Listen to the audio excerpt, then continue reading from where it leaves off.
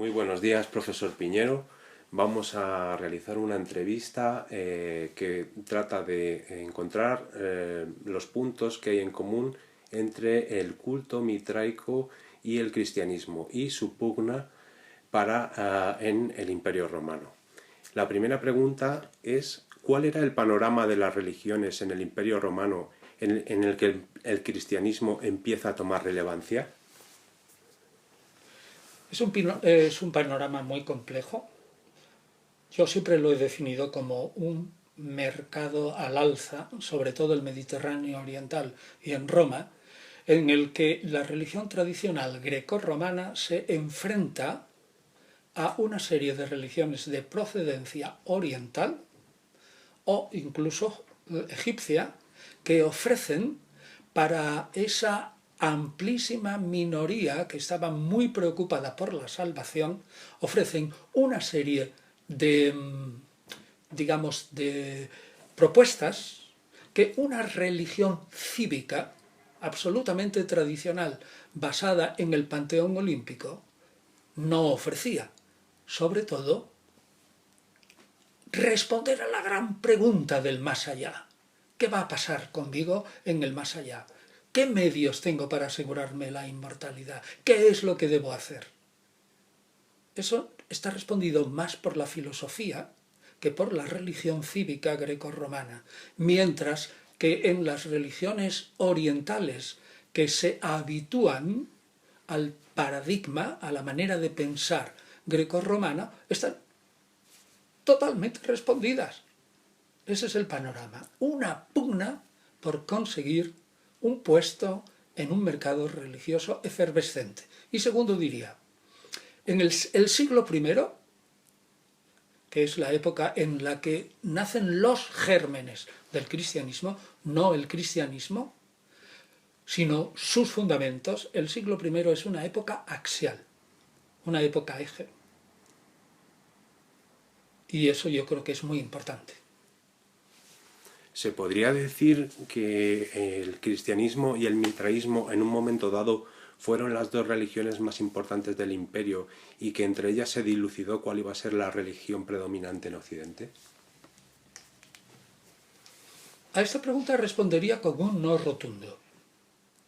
Ciertamente la pregunta tiene su base en la famosa propuesta de Ernest Renan, ¿no? Que si el cristianismo no hubiera existido, el mundo sería mitraísta. A la verdad, yo creo que esta propuesta, tal como conocemos ahora el mundo mitraico, yo no sé si es que él realmente se confundió un poco con los misterios en general y dada la época no logró precisar, me parece absolutamente que el mundo de nuestros conocimientos de hoy ofrece necesariamente una respuesta negativa, porque el mitraísmo si algo tenía es que excluía al 50% de la población, es decir, o más, es decir, a las mujeres. Y por lo tanto, una religión que excluye al 50% de la población ya es imposible que sea una religión de la humanidad. Por sí mismo, yo no sé entonces en qué estaría pensando Renan cuando dijo esto. Ya.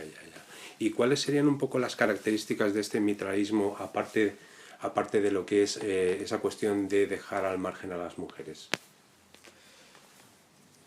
Las características del mitraísmo deberíamos de dejarlas, digamos, para un segundo momento y afirmar primero de qué mitraísmo estamos hablando. Del que viene Vamos de a Persia. centrarnos ahí, es decir, hay dos mitraísmos. Uno, que es el mitraísmo, llamemos clásico, que es o está reflejado en el Avesta, en algunos himnos, just, en persa medio, del Avesta. Y por lo tanto, en torno, digamos, a la época de Zoroastro, 600 a.C., de los cuales solo tenemos el Avesta, pero en versiones que son del siglo IX después de Cristo. Adelanto que eso no es ningún problema, porque nosotros, para que lo vean nuestros lectores o videntes, por ejemplo, la Biblia hebrea científica de hoy está transliterada a partir de un manuscrito, el B19 de Leningrado, que es del siglo XI. Pero tras los descubrimientos del Mar Muerto, donde han aparecido prácticamente copias de todos los textos de la Biblia hebrea, menos el libro de Esther, y pongamos de uno de Isaías, del que han aparecido 40 copias, el gran rollo, el mejor conservado de Isaías, de casi 40 metros, eso tiene un texto bastante parecido o muy parecido al del manuscrito B19 de Leningrado. Es decir, que nosotros tengamos un manuscrito del siglo IX en el Avesta no quiere decir que no refleje bastante bien tradiciones religiosas que por su misma esencia se conservan con gran fidelidad. Ahora bien, una vez dicho esto, ¿qué sabemos a partir de los himnos avésticos de Mitra? Bueno, pues que Mitra es efectivamente una de las divinidades del panteón iranio, que es una divinidad cuyo nombre significa contrato propiamente, es decir, un elemento de lealtad y de fidelidad, un elemento social que está relacionado con el tiempo, que es el enemigo del gran Ahriman, que es el espíritu hasta cierto punto malo, y que es el que establece dentro del tiempo que se concretiza en la creación, entre comillas, del cosmos y del universo, establece una relación entre el universo y la divinidad, y entre la parte más importante del universo, que es el ser humano, con ese universo y con la divinidad, pues establece una relación de fidelidad, de respeto y de contrato. Ahora bien, aparte de esto, que es lo fundamental en el mitraísmo antiguo, pues en realidad no sabemos mucho, porque los himnos son himnos que sí dicen las características del Dios, pero son normalmente laudatorios y sí, pertenecen a la divinidad, es muy importante, está relacionada con el sol también de alguna manera, con el fuego divino, es decir, con la luz, pero no mucho más. Entonces, cuando hablamos del mitraísmo, y ya voy a tu pregunta, tenemos que pensar en un sistema religioso que a todas luces parece como si una serie de personalidades del Imperio Romano, sostenidas por el emperador Adriano, es decir, en torno al 130-135, sentados en un gabinete y ciertamente basándose en elementos orientales, crean una nueva religión del mismo modo que la de Serapis en egipcio. Se crea de una manera, digamos, laboratorial. Es un producto de laboratorio para que sirva a una población grecoparlante en Egipto y también a sus siervos, que son los egipcios autóctonos que poco a poco van sabiendo griego, pues del mismo modo es una creación para los varones y fundamentalmente pensada para dar una estructura moral y ética y unitaria a las gentes del ejército. Entonces, realmente tendríamos que hablar de ese otro mitraísmo y de ahí ya sí que podíamos ver cuáles son sus características. La gente confunde rotundamente un mitraísmo con el otro e ignora que del mitraísmo primero y básico tenemos muy pocas noticias. Y si quieres, luego pues hablamos del mitraísmo del Imperio Romano. Perfecto. Sí, en principio es de este mitraísmo del Imperio Romano en el que nos estamos centrando, sobre todo para señalar qué sucede, qué relaciones se establecen entre el cristianismo y el mitraísmo. Porque, por ejemplo, tenemos que se sitúa la fecha del nacimiento de Jesús, el 25 de diciembre, que es el día del Sol Invictus. Que si no estoy equivocado es uno de los hitos dentro de esa religión mitraica romana. Sí. Entonces, pero aún así tendría que hacer una observación. Sigue. Sí. ¿Por qué el cristianismo, si esa religión mitraica, una religión de laboratorio, por qué el cristianismo decide poner la fecha del nacimiento de Jesús, el día del Sol Invictus? Lo primero que debo decir también, para que veamos el fundamento de nuestros conocimientos, es que no tenemos absolutamente ningún texto como manuscrito Ninguno, ni siquiera inscripción, ninguno. Cuando digo texto ya es un documento incluso epigráfico en el que se nos diga exactamente que el sol invicto Mitra, que no dudo de que están unidos, nació el 25 de diciembre. Que yo sepa, yo solo conozco una inscripción en la que se habla de solis, natalis, invictus y todo eso, y que en un contexto mitraico se puede atribuir a Mitra. Y parece ser que se puede atribuir a la religión mitraica el que celebraran en el solsticio de invierno el nacimiento de aquel dios que está unido a Helios, el sol, que está unido a la luz y al fuego y que es el origen del mundo, como hablaremos, ¿no? Entonces, parece que sí, pero decir rotundamente es que Mitra nació el 25 de diciembre, le tenemos que decir a la gente, bueno, un momento, es una buena hipótesis, es del conjunto de lo que sabemos del mitraísmo, pero realmente no tenemos ningún documento. Y ya partiendo de ahí hablamos. Y ahora respondiendo directo a la pregunta. Es cierto que los evangelios, sobre todo el de Lucas, cuando habla de que pastores al raso, en la zona de Belén, que saliendo de la ciudad se entra rápidamente a lo que es la estepa, es decir, una zona semidesértica, y no muy montañosa, pastores al raso en diciembre en Israel hace mucho frío. Entonces es muy difícil que si tiene algo de histórico, la presencia de pastores, que también podríamos hablar de eso a propósito de lo de Mitra, pues es muy probable que el nacimiento de Jesús, si es verdad, digo, en Lucas 2, 2.10, Lucas 2.10, fuera probablemente en primavera. Eso sería lo más probable. Y nunca el 25 de diciembre. Ahora bien, sabemos por otra parte que cuando la Iglesia se asienta en el siglo IV, después de la llamada proclamación constantiniana, el decreto digamos, de libertad, no de declaración de religión oficial, del cristianismo en el 311, que por cierto también se duda y seriamente de su existencia, sabemos que probablemente hacia el 378, en la época de Teodosio I el Grande, emperador de raíces hispanas, de Hispalis, se declara que el nacimiento de Jesús es el 25 de diciembre, pero probablemente con la conciencia de que el pueblo pagano, que todavía no se ha convertido al cristianismo y cuya conversión se pretende por la unidad del imperio, se superponga la fiesta del verdadero sol invicto que es Jesús, no a Mitra precisamente, de quien diremos que tenía relativamente pocos adeptos, sino realmente de Helios, Febo, Apolo, el sol, que ese sí que tenía muchos.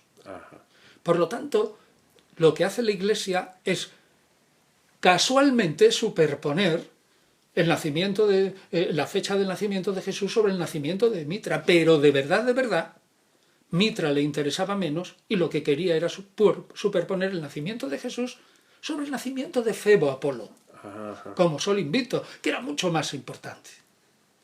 O sea que es un acto de política eclesiástica. Y eso lo ha reconocido la Iglesia hoy.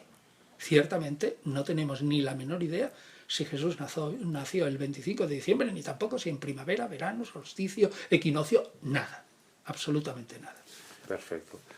Yo un poco como historiador del arte y tratando de buscar algunas relaciones entre este mitraísmo romano y el cristianismo, pues me he encontrado que Fritz Sachs propone que existe una similitud entre las construcciones que tenían los adeptos mitraicos, que eran unas cuevas subterráneas en las que hay 7 altares que simbolizan el cielo y los 7 planetas. Y Fritz Sachs propone que en el Apocalipsis de San Juan 4.5 habla de los planetas como 7 lámparas de fuego que arden frente al trono de Dios. Y yo quería saber si hay algún vestigio de que esto pueda ser cierto. Realmente en el Apocalipsis el número 7 tiene muchísimo más importancia que lo que tú acabas de mencionar, porque son 7 copas, 7 plagas, esas 7 lámparas. El número 7 está continuamente en el Apocalipsis. Pero el Apocalipsis, atención, tiene su última redacción prácticamente seguro en el año 96, al final de la época de Domiciano. Y el Apocalipsis es un trabajo también de gabinete. Yo no dudo, estoy hablando como un historiador del cristianismo primitivo, incluso los historiadores católicos y confesionales, que nosotros en la universidad debemos de dejar aparte la confesionalidad y hablar exclusivamente de historia sin luchar, sin ser militantes, pero exclusivamente historiadores. Pues bien, el Apocalipsis tiene muchísimo material que es de la época de Nerón, muchísimo material, e incluso muchísimo material que probablemente es del siglo I. Entonces, lo que se compone es sobre la base de, no cabe duda, de unas cuantas visiones de un individuo que no sabemos quién es más que el nombre, Juan de Patmos, y que de alguna manera proclamó la palabra en Jesús y que por eso en el Asia Menor, donde el culto al emperador era muy fuerte, fue expulsado, exiliado a la isla de Patmos. Pues bien, sabemos que este individuo era totalmente judío y que el número 7, ya desde toda la antigüedad babilónica, había tenido una importancia tremenda, y la cosa está en el Shabbat, que es el número 7, y los 6 días más 1 de la creación, y todo lo que es el descanso del séptimo día. Es decir, que relacionar estrictamente el Apocalipsis compuesto en el año 96, con base de textos de la época de Nerón, e incluso de principios del siglo I, con un mitraísmo que se expande a finales del siglo II, III y IV, a mí me parece que metodológicamente es imposible. Ajá. Bueno, pues vamos con la siguiente pregunta. La imagen más relevante de la iconografía mitraica es la tauroctonía, en la que se representa a Mitra con un gorro frigio apuñalando a un toro. Parece que esta imagen puede provenir probablemente de la imagen griega de Nike apuñalando a un toro. ¿Puede haber otros antecedentes de la presencia del toro en el que hagan precisa la presencia del toro en el mitraísmo? Y si acaso el toro de Lucas puede tener alguna reminiscencia de este toro de la tauroctonía. Bien, yo diría que la taurofonía o tauroctonía, que es lo mismo, es decir, eso es precisamente es un elemento bastante antiguo. Y tiene que ver con que el toro representa la potencia absolutamente vital y desatada que es necesaria dominar tanto por la divinidad como el ser humano, de modo que esa potencia vital, explosiva, volcánica, que da vida, pase del caos al mundo ordenado que es el universo. Como tal, eso pertenece a un montón de religiones. Y, por ejemplo, diría a la gente que la tauroctonía mitraica no se debe confundir con el taurobolio, que es otro sacrificio de un toro, pero que no pertenece a los misterios de Mitra, sino a los misterios de Cibeles y de Atis, y que están descritos para el siglo IV, si no me equivoco, yo hablo de memoria, por Fírmico Materno, en su obra sobre los errores de otras religiones, que están escritas, hablo de memoria, en torno al 337 o 340. Pues bien, no se confunda, porque la tauroctonía solo se hace una vez. Y el taurobolio, propio de las religiones cibélicas, de Cibeles y de Atis, se hacía más veces. Y por lo tanto, tienen un parecido, pero es que es casual. Tiene que ver, digamos, el toro primitivo con el toro de Lucas. Pues el toro alado de Lucas realmente yo creo que es una invención tardía en el cristianismo y que en sí no tiene que ver nada, en mi opinión.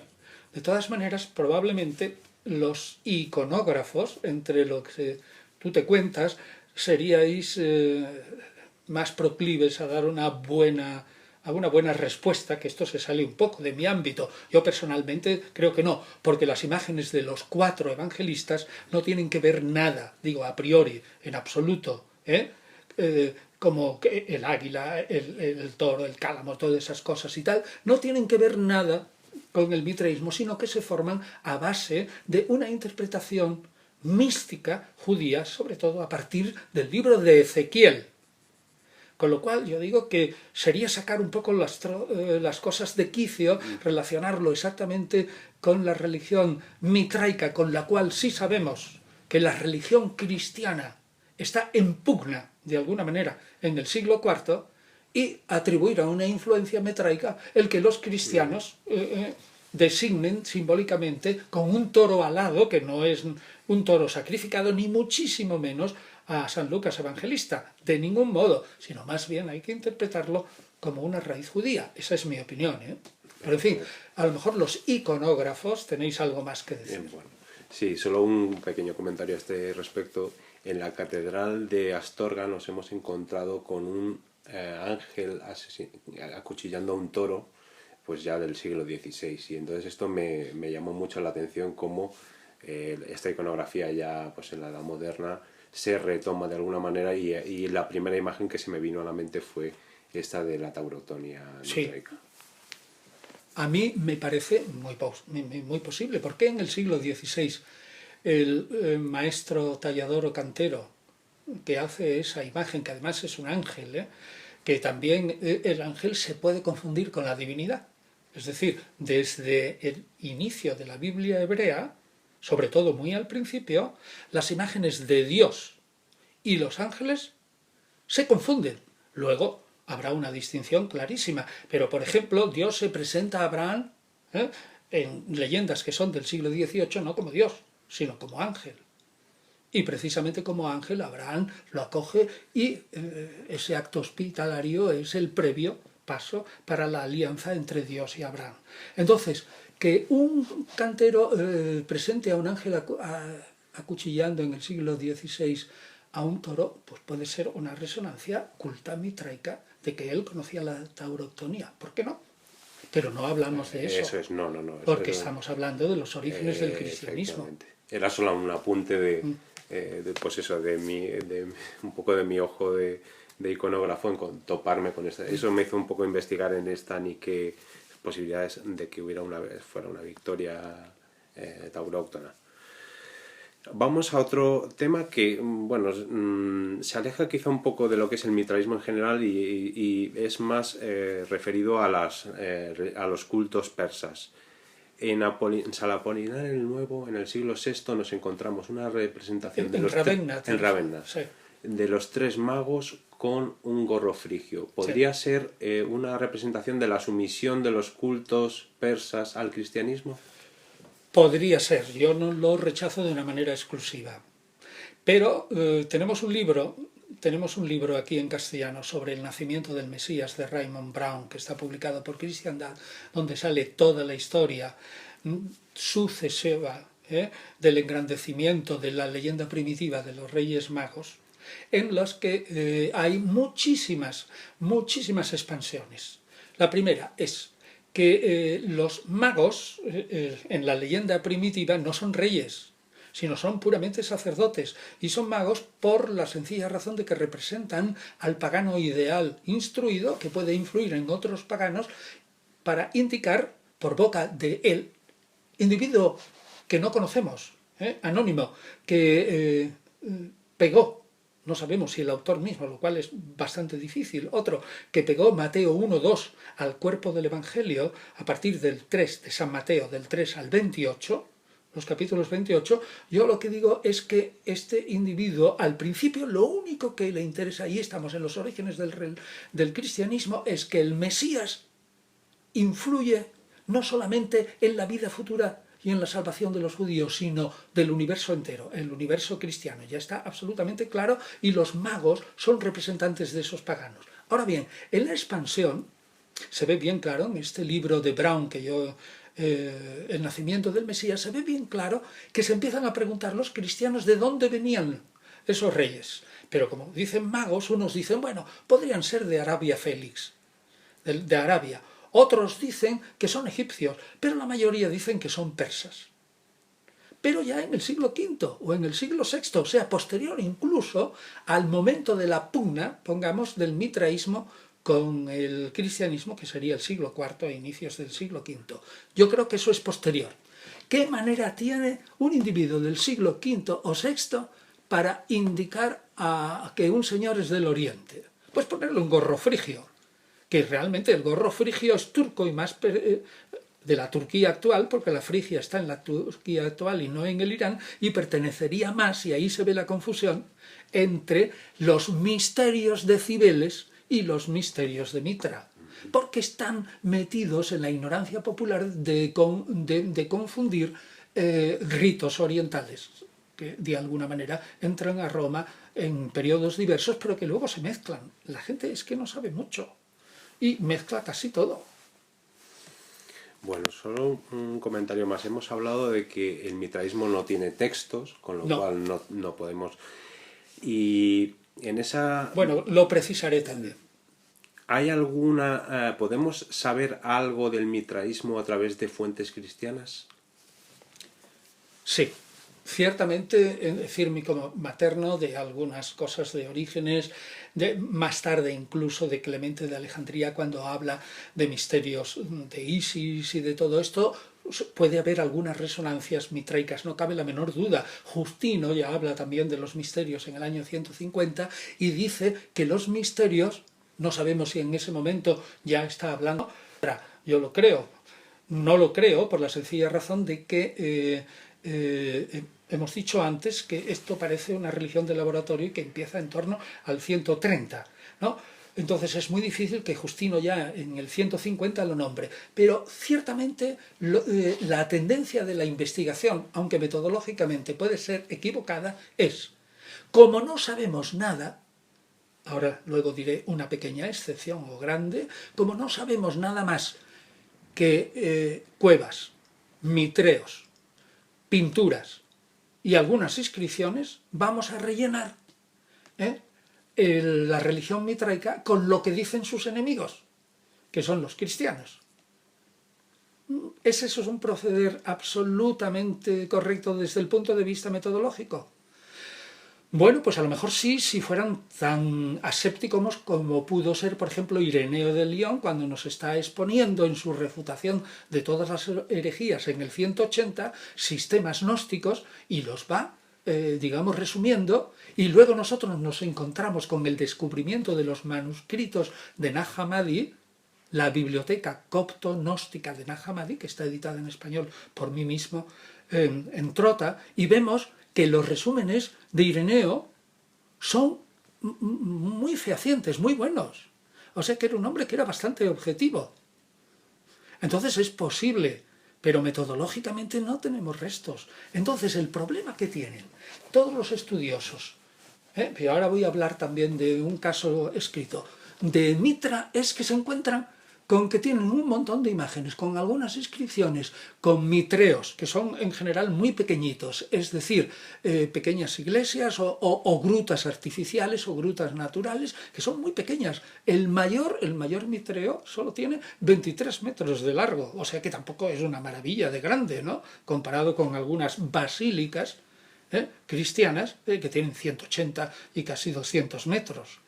Bueno, pues entonces... ¿qué diría yo? Pues que adoptemos, como en todo, una posición absolutamente crítica y mesurada. Podría responder que sí se puede rellenar con lo de los cristianos, pero que no lo sabemos. Y que el estudioso actual se encuentra con que cada uno interpreta esa iconografía y esas inscripciones conforme sus prejuicios o de escuela o de la fe, de dónde viene. Los cristianos, católicos, ortodoxos, romanos de una manera, otros protestantes, sobre todo al principio de siglo, con la escuela de la historia de las religiones, en que católicos y protestantes luchaban a ver si el cristianismo era una copia de los misterios o si el cristianismo era un meteorito caído del cielo. Ninguno de los dos creo que tiene razón y hoy se ve hoy. Entonces nos encontramos con que cada uno de los investigadores, por muy razonable que quiere ser, se encuentra elementos iconográficos que tiene que interpretar y cada uno lo interpreta a su manera. Decíamos antes que no hay texto. Yo recuerdo que leí hace muchísimos años en mi tesis doctoral, y luego lo he visto en algún escrito, un libro de Albert Dietrich. Albert, y Dietrich es D-I-E-T-R-I-C-H, que es Eine Mitras-Liturgie, una liturgia mitraica. Bueno, pues esa liturgia, que está grande, está publicada en castellano por Jaime Alvar en su libro sobre los misterios, y está publicada también en clásicos griegos, en papiros de la Grecia mágica, traducción del profesor Calvo y otros más, aparece en un papiro mágico de París, muy, muy famoso, que está en la Biblioteca Nacional, y que se ha discutido mucho si es mitraico o no. Yo creo que tiene todos los elementos para ser mitraico. Y si es decir, tiene todos los elementos de que Mitra aparece como el dios celeste, el dios previo a la creación, el que ordena el caos. Es el individuo que, de alguna manera, organiza el universo, que luego en su representación material nace de la roca. El nacer de una roca es un símbolo de que la roca parece la materia más bruta y más caótica, comparado con un árbol o los animales o el ser humano, pues el nacer de una roca es que la divinidad establece en el caos primordial el orden. Entonces, realmente tiene eso. Tiene además una alusión de Mitra al sol. Y sabemos que Mitra está relacionado con el sol y que el fuego, que hay una leyenda en la que Helios, el sol, y Mitra pugnan por la creación del universo, gana Mitra, pero luego al final los dos, Helios y Mitra, hacen las paces y entonces se sientan y celebran un banquete sagrado en el que Mitra y el sol pues, son muy amigos y todo esto. Bueno, pues entonces en esa liturgia mitraica aparecen elementos que pueden pertenecer a los misterios en general, pero que son mitraicos. Si esta hipótesis, que era la de Dietrich en 1903 y que ha sido renovada recientemente, en torno al 2000, es verdadera, sería verdad que tendríamos al menos un texto mitraico en el que podernos basar. Si eso es así, ya tenemos una liturgia interesante. Yo creo que sí, pero ¿en qué época? Pues está escrito en un papiro que reúne, probablemente el papiro mágico de París es de un mago de Egipto, que era un hombre estudioso y que había reunido en una especie de pequeña biblioteca, en un papiro muy grande, todos aquellos elementos mágicos que a él le interesaban para su magia, vinieran de donde vinieran. O sea que era un individuo sintético, sincrético y sintético, las dos cosas. Sintetizaba y mezclaba, hacía sincretismo. Es del siglo IV, ¿no? Estamos en plena lucha, cristianismo, mitraísmo y tal, pero eso no afecta a los orígenes del cristianismo. Yo creo que lo que debíamos de plantear es si en los orígenes del cristianismo hay o no mitraísmo. Y eso sí que lo podemos plantear a continuación cuando quieras. Bueno, como bien comentabas, Antonio, ¿podría haber mitraísmo en el origen del cristianismo? Tenemos de nuevo otra vez que precisar, ¿no? ¿Qué entendemos por orígenes del cristianismo? La primera precisión, el cristianismo nace después de Jesús. Jesús no fue un cristiano, dijo Julius Wellhausen, conocidísimo historiador del Antiguo Testamento, que también hizo incursiones interesantísimas en el Nuevo. Julius Wellhausen dijo, Jesús fue un judío, Jesús nunca fue un cristiano. Es una gran verdad. Jesús nunca pretendió fundar una religión. Jesús pudo poner los fundamentos para que luego vinieran sucesores suyos e iniciaran la fundación del cristianismo. Pero el cristianismo solo nace después de la muerte de Jesús y empezando con Pablo de Tarso, cuando, después de la creencia absolutamente firme de que Jesús ha resucitado y de que está vivo, fíjese qué importante, ese Mesías aparentemente fracasado ha resucitado, está a la diestra de Dios, está vivo entre nosotros, vive entre nosotros, ya no es el muerto, sino que es el viviente, el resucitado, el exaltado. A partir de ahí se repiensa, se reestructura, se reescribe toda la historia de Jesús y toda la vida de Jesús, puesto que es el Mesías ya triunfante, se reestudia a partir de la Biblia que tenían los cristianos, que es la Biblia griega. Y entonces cualquier texto bíblico que pueda tener el mínimo enganche con lo que ellos conocían de la vida de Jesús, lo interpretan mesiánicamente y además lo interpretan de un modo alegórico. Con lo cual, tú coges un texto de la Biblia y lo interpretas alegóricamente, pues puedes sacar de él lo que quieras. ¿Vale? Bueno, entonces, aterrizando, ¿cuándo empieza el cristianismo? Pues el cristianismo empieza a desarrollarse ni siquiera con San Pablo, que pone casi el 90% de los fundamentos del cristianismo de ahora. ¿Por qué también? Porque tras muy modernos estudios, ya llevamos como unos 15 años, la investigación sobre todo independiente y también ya fundamentalmente la católica y la protestante, afirmando que también Pablo fue un judío y que en todo caso quiso reformar el judaísmo, que nunca quebró él voluntariamente el judaísmo, que nunca tuvo más intención que vivir su judaísmo en el Mesías. Fíjate qué importante es esta frase. Mesías se dice el Cristo en griego, el ungido, ¿no? Cristianos, cristiano, que es una mezcla de una palabra griega, el ungido, y una terminación, un sufijo en nous, cristianus, greco, romana. Cristiano quiere decir mesianista. Pablo era un mesianista, pero un judío. Él vivía su judaísmo en el Mesías, es decir, en Cristo. Vale, pero él con eso quería decir que él fundaba una nueva religión. En absoluto. Él no tenía ni la menor idea de lo que era el cristianismo, porque no existía. Él era judío y fue siempre judío. Solo que dijo, y eso sí, que la única manera de vivir el judaísmo no es como sus colegas que no creían en el Mesías, sino creyendo en el Mesías. Con lo cual el judaísmo tomaba una nueva luz. Pues bien, estamos en Pablo. Ahí, sin embargo, encontramos en Romanos 6, bueno, hay montones de estudios, montones de estudios en el que ponen paralelos de términos, vocablos y conceptos no solo mitraicos, sino de los misterios, de los cultos de misterios en general, y ponen textos de Pablo y empiezan a hacer paralelos. Y encontramos la utilización de misterio y sobre todo en el capítulo 6 de Romanos, y esto es importantísimo, y yo en mi obra sobre Pablo, la guía para entender a Pablo, hago un hincapié enorme, aparece la idea de que el bautismo es una muerte con Cristo.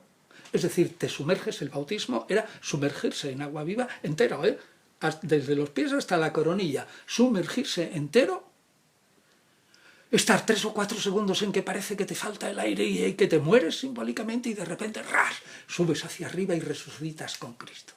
Eso es misteriosofía pura. Puede ser mitraica, puede ser cibélica, puede ser de Atis, puede ser de Isis, de todo, pero es misteriosofía pura. Y eso ya lo dijo un famoso historiador de las religiones, el de la rama dorada, Fraser, ¿no? Él dijo los cultos a dioses que mueren y resucitan, y enseguida se lanzaron todos. Fraser, te equivocaste, eso de muerte, dioses que mueren y resucitan, eso no es verdad, porque muchos de los dioses históricos no mueren ellos. Isis no muere, el que muere es Osiris, ¿no? O Cibeles tampoco muere, ni Demeter tampoco. La que muere hasta cierto punto es Perséfone, que baja abajo. O, en cuanto a Cibeles, no muere Cibeles, sino que muere es Atis, y luego resucita de una manera rara. Es decir, la misteriosofía, la fórmula de Fraser es, no podemos decir, aunque yo la he utilizado muchas veces, porque es plástica, ¿no?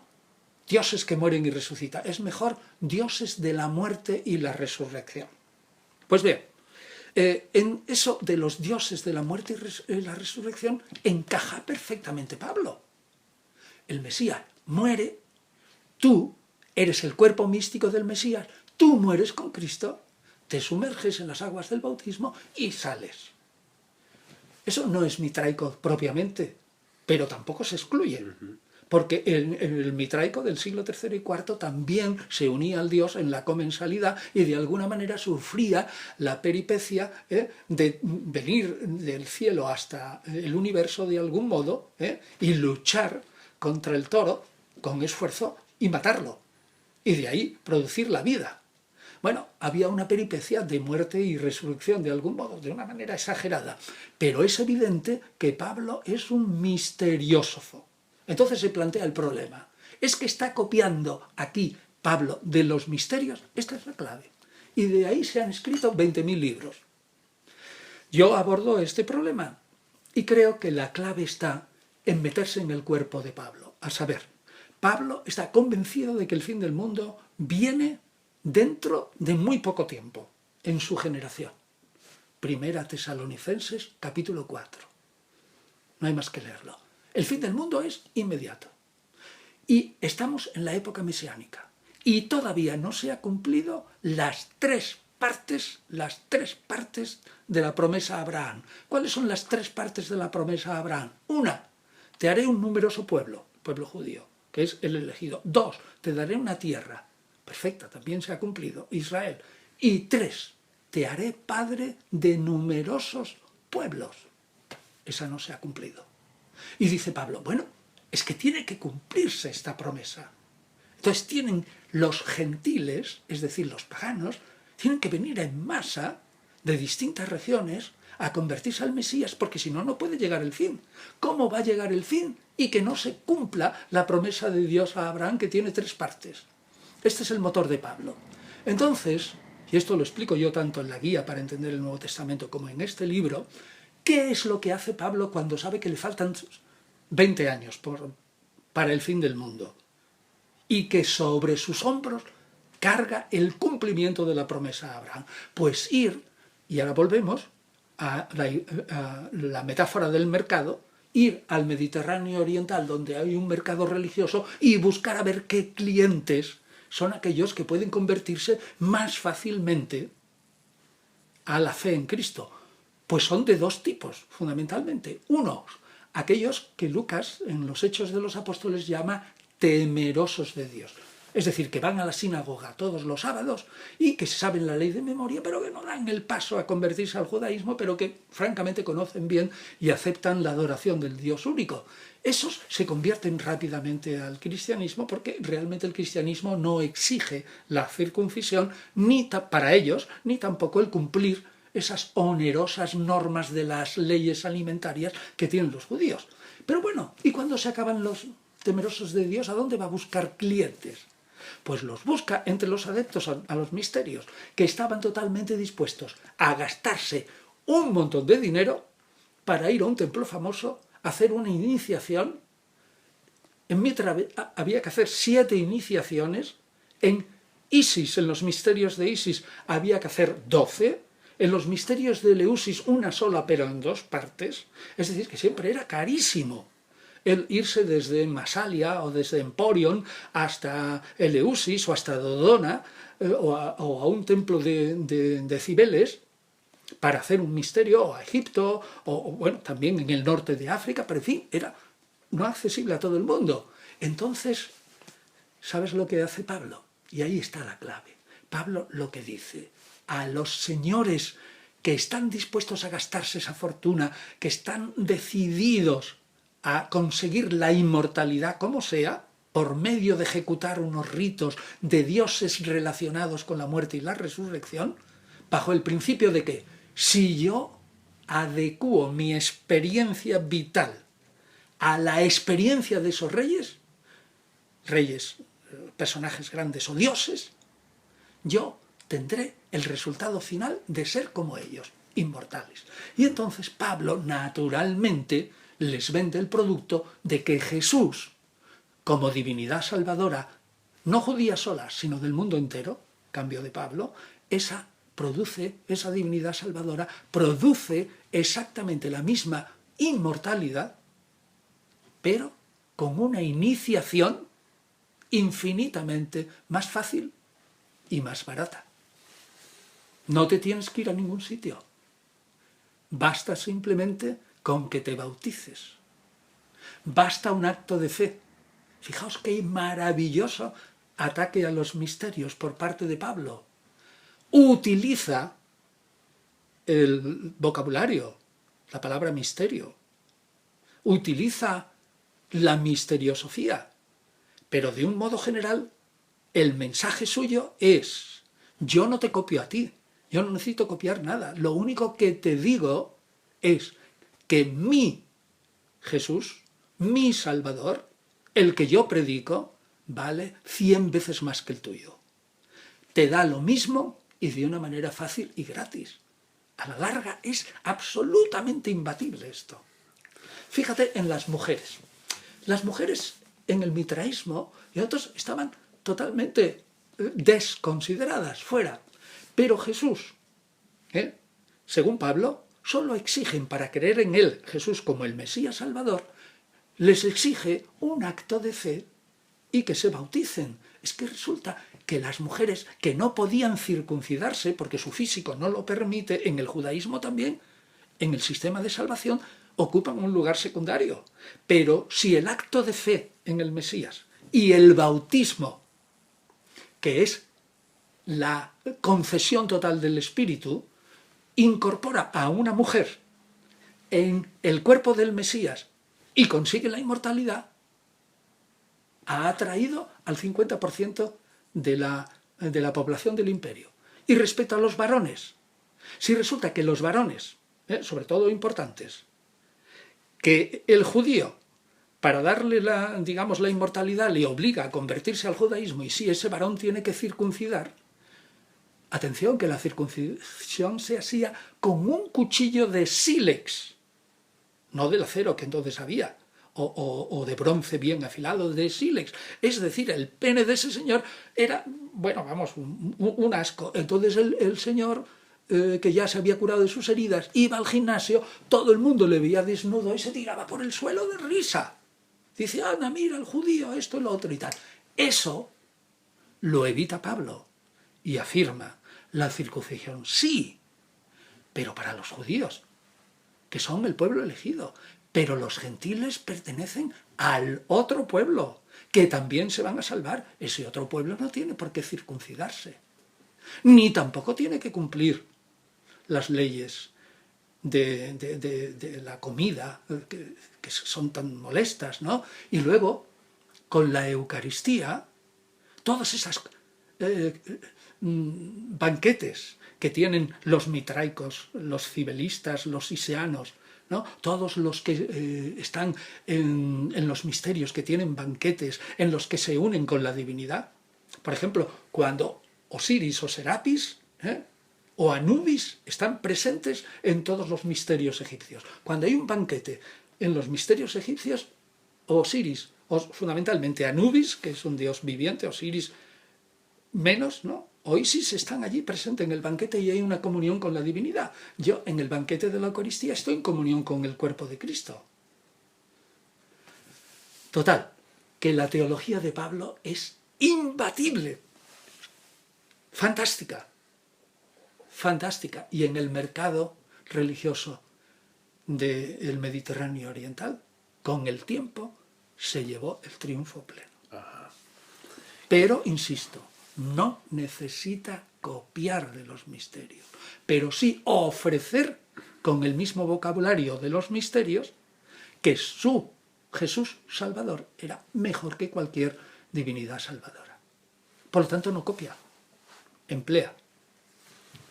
Bueno, yo creo que ha quedado más que claro la relación entre el cristianismo y estas religiones mistéricas. Y para terminar y de alguna manera emplazar a una siguiente cita, quería, Antonio, que nos presentaras tu último libro, El trono maldito. Bueno, pues yo creo que lo mejor que puedo hacer, si me coges por favor esto, sí, pues es presentarlo así, que se ve bien, yo creo que sí, ¿no? El último libro no es solo mío, El trono maldito es una novela y trata de la época los 40 años en los que hay que situar, de los 40 primeros años del siglo I, en los que hay que situar a Juan Bautista y a Jesús. Trata de los sucesores de Herodes el Grande y de todo lo que pasa en la relación de Roma con esos sucesores, y se llama el trono maldito porque los sucesores el Grande ven, para su desgracia, que Augusto, que es el que tiene que refrendar el testamento de Herodes el Grande, no acaba de refrendarlo, y cuando lo refrenda no nombra rey a ninguno. Y el trono, y ellos siempre intentando conseguir el trono, y el trono se les escapa, está como sujeto a una maldición. Por eso se llama el trono maldito. Y resulta que la novela lo que presenta en una sucesión de aventuras, es una novela de aventuras, pues todas esas peripecias de Herodes Antipas en Galilea, que es el que mata a Juan Bautista y el que colabora para matar a Jesús, Arquelao, que le produce tantísimo miedo a José, según el evangelista Mateo, que cuando oyen que ha muerto Herodes el Grande está en Egipto y no se atreve a ir a Judea, dice, oh, está ahí Arquelao, que es más malo que su padre, y se va a Nazaret, a Galilea, según Mateo, ¿no? Hay muchas dudas históricas, pero es lo que dice el evangelista, y entonces nosotros, los dos, en medio de esa vorágine de lo que ocurre en las cortes helenísticas, de lo que ocurre en Roma, que es una peripecia de traiciones entre ellas, de perfidias, de robo de mujeres, ¿no? Hay también 3 historias de amor, que creo que son imponentes para el desarrollo de la novela. En medio de eso aparecen Jesús de Nazaret y Juan Bautista, y naturalmente con un mensaje que rompe los límites del imperio. Claro, predican el reino de Dios, y en el reino de Dios no entra Tiberio, ni Herodes Antipas, ni Poncio Pilato. Y claro, todos por ahí. Y ahí sí se desarrolla la novela presentando a Jesús desde el punto de vista religioso y político. Jesús no es el protagonista de la novela, pero sí una parte importante, y aparece exactamente todo en la novela, lo que ocurre con los que matan a Juan Bautista y a Jesús, y lo que ocurre con los seguidores de Jesús, que se establecen ya con una cierta paz. O sea que yo creo que es una novela que el que lo lea aprenderá mucho del siglo I, de la primera mitad del siglo I, y aprenderá a comprender mejor a Jesús. Antonio, muchísimas gracias por esta interesantísima y esclarecedora entrevista, y quedamos emplazados a hablar en profundidad sobre el trono maldito. Muchísimas gracias. Encantado, y ya sabéis que yo también estoy encantado, y hasta la próxima vez. Hasta la próxima.